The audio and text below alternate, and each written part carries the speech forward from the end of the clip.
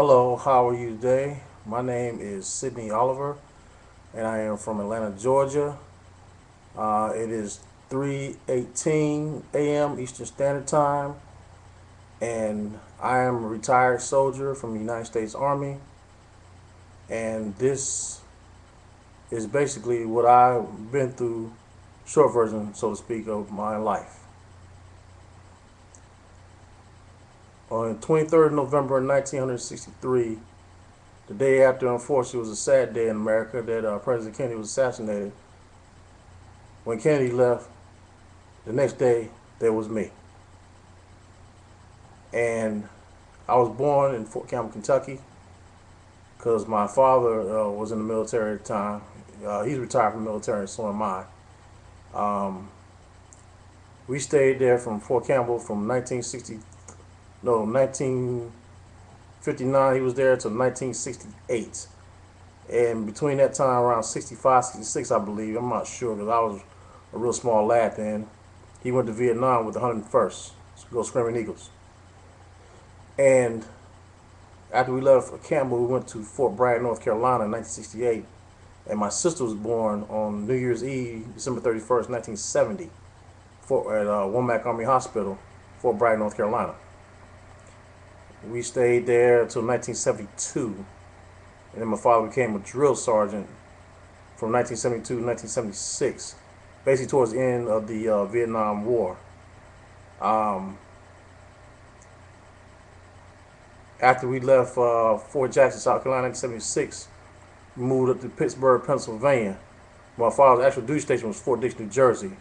But we was on a remote site right outside of Pittsburgh International Airport called Oakdale, Pennsylvania. It's a military base right there. And we was there in the heyday of the Steelers when they was winning Super Bowls, and the Pirates won the World Series that year, and the Penguins were doing their thing too. And it was all about that black and gold up there in Pittsburgh. And I enjoyed that time.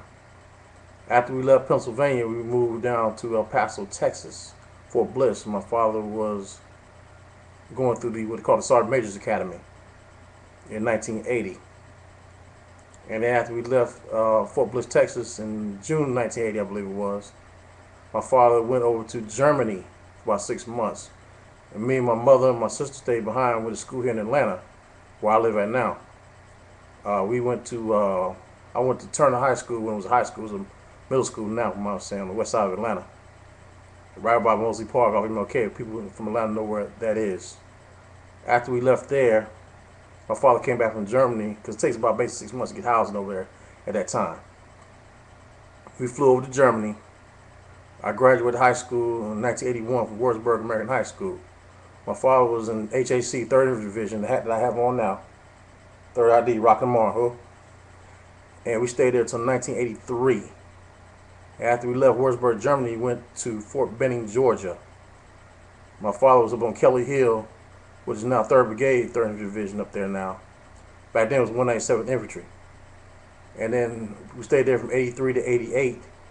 And then half the time he was up on Kelly Hill, the other half he was down with Sant Hill. He was coming out of drill sergeant school over there in Fort Benning, Georgia. After we left Fort Benning, they left Fort Benning and went to Fort McPherson when my father retired in 1992. He worked at Forces Command up there. In 1987, I went into the military myself. I went to Air Force Reserves. I went through basic training for the Air Force in San Antonio, Texas. It's hot as the devil out there in Texas. I'm used to it. Air Force basic training is basically more academic, classroom type of stuff. I mean, don't get me wrong, you go out to the range, you do what they call a confidence course out there as well. And, but if it gets above 9 degrees out there, all outside activity ceases. Because you don't want people falling out and passing out and having heat strokes out there and what have you. Because they had a problem with that in the past, back in the military, back in the old days. So they made a new rule up back then.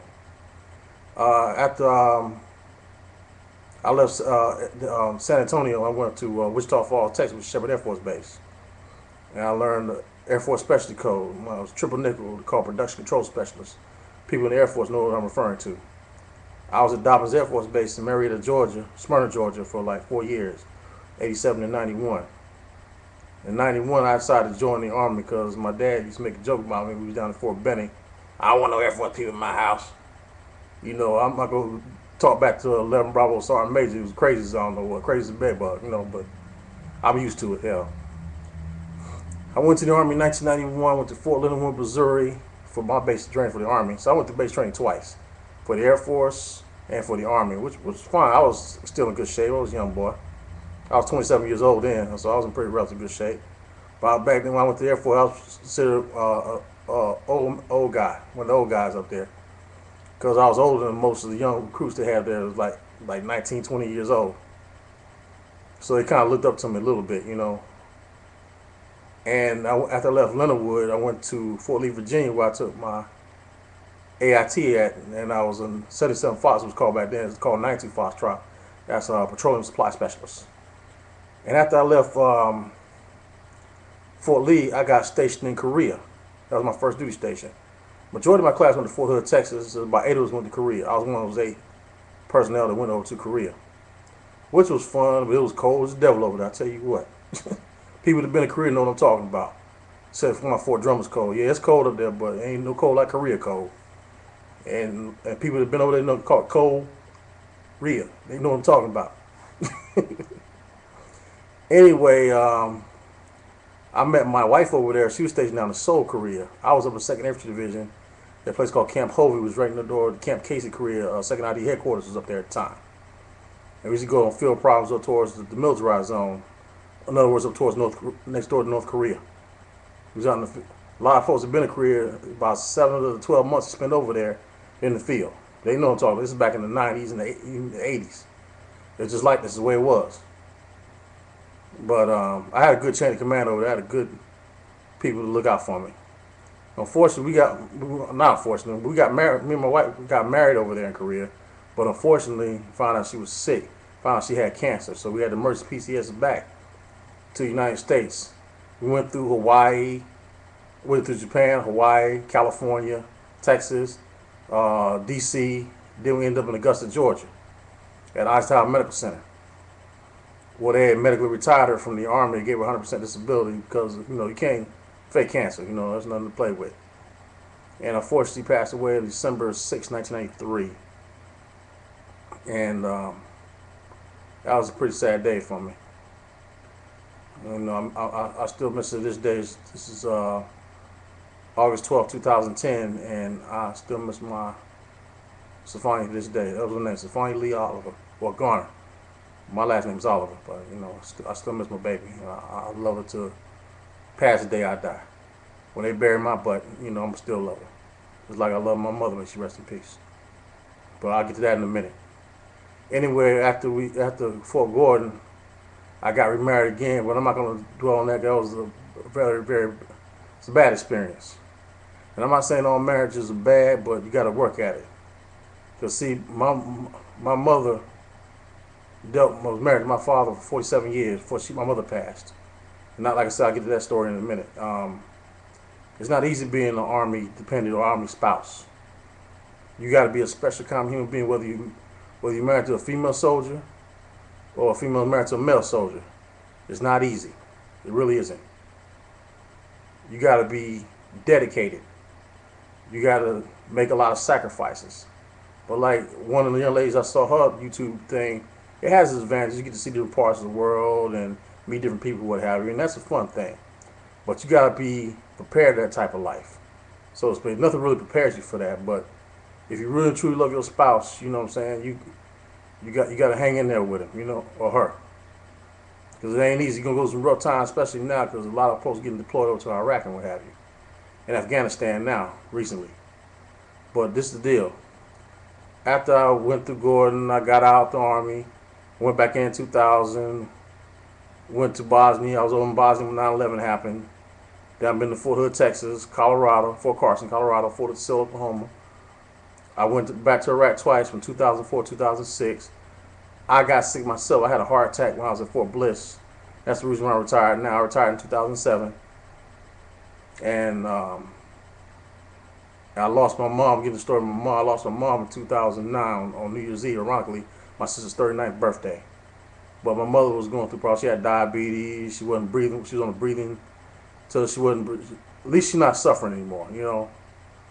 And my father's really having a hard time dealing with it. Can you blame him? That was his boo, you know? But I'm having a hard time dealing with it too at times too. Excuse me. Sorry. Sorry. Damn, man. Excuse me. I didn't mean to act like that. I apologize, please. I apologize. But here I am. I'm 100% disabled myself because I had a heart attack and I had defibrillator put in my heart and what have you. And I had to take my medications, and I had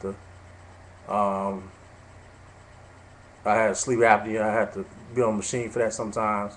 But for the most part, right now, I'm pretty good.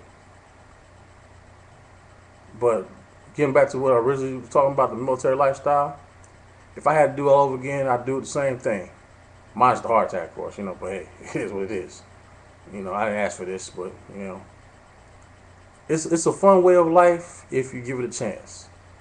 Because me personally, and I can speak for a lot of my fellow soldiers and fellow dependents back in the day, we had fun, especially in Germany.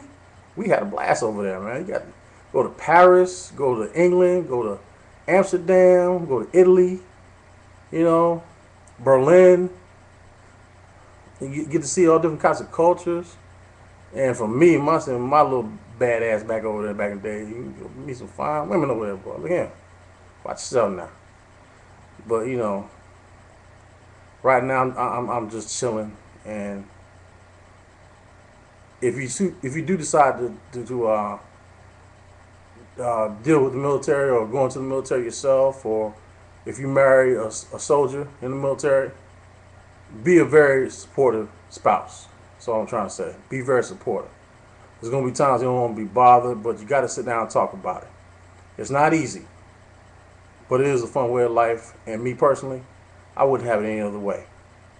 Again, my name is Sidney Oliver, and I would like to thank you for listening to me. And I'd like to thank all the soldiers that are here, that are serving, and especially thank the ones that are not here, that made the ultimate sacrifice. May they all rest in peace. And may we all, you know, finally get the respect that we deserve. Especially the Vietnam vets and the World War II vets and Iraqi and Afghanistan vets. And Desert Storm vets. All veterans. There should be no homeless veterans, period. Every veteran deserves to get every break possible because we made the sacrifice. There's a lot of them made the ultimate sacrifice. And look out for them. You know, if you see a vet out there at the airport or on the street, just speak to them and say thank you. We appreciate that. You know what I mean? We really do. But like I said, again, my name is Sidney Oliver. I just want to say something about the military, just my perspective on things. What I did back then and what's going on right now. I appreciate y'all folks for listening. Y'all have a good day. And like again, my boy's Third ID. Hey, forever rock of the Marn. I'm a forever dog-faced soldier. All right. Bye-bye.